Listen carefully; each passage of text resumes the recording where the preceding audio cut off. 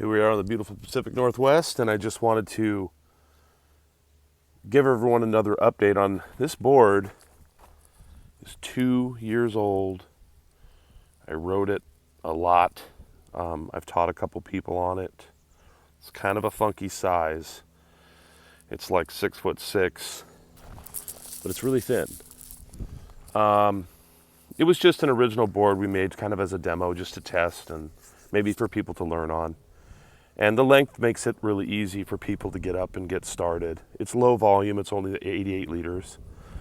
So a smaller person has a little better time on it.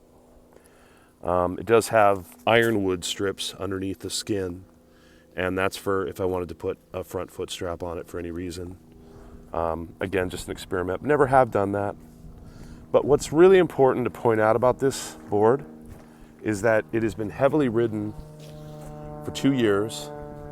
It's got some scuff marks on it, which actually a lot of this is just wiping off with my hand. But you can see, if you look real closely, the urethane rails with the memory foam underneath them that's about this thick. There's skin over the memory foam. There's urethane over the skin. Under the skin, this of course is the memory foam. There's no glass, but there's a stringer right here. And all the way across to the other side, there's also 2 more stringers down the middle around the foil box. And this is completely covered in basalt with epoxy resin. So light carbon fiber because it's light and strong, but actually better because it's more elastic, not as brittle. This board has been hammered on. And if you look closely, there's no pressure dents. There's little dents like this from maybe an impact of laying in the back of my truck and laying on a tool or something, and it puts an imprint in it, which with enough heat, it'll just come out as it sits in the sun. But this is just dirt, a little bit of wax, but it's in outstanding shape. And it's just goes to show the durability of this skin. And, for example, this is gravel.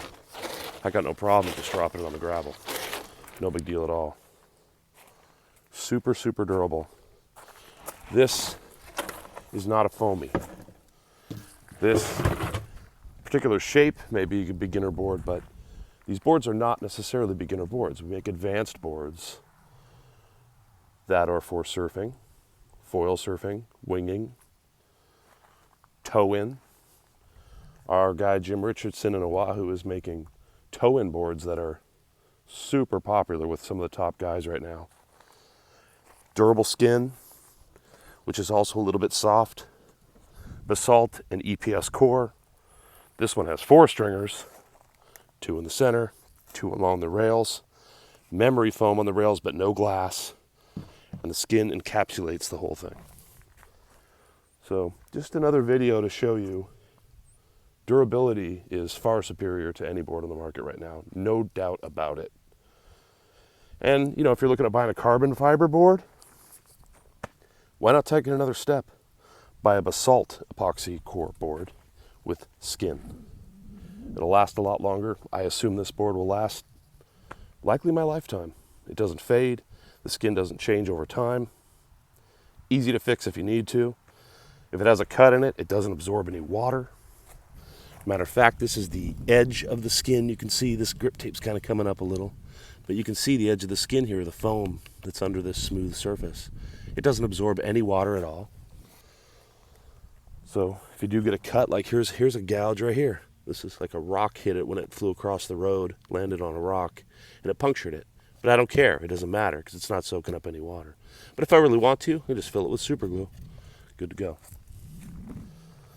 So for those of you who are green and care about not filling landfills, well, there is no better solution.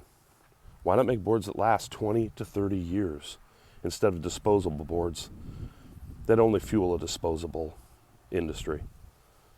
Surfboards shouldn't be disposable, especially if you love it. You want to keep it for years. Pass it on, like I'm going to be passing this one on soon. All right. Over and out.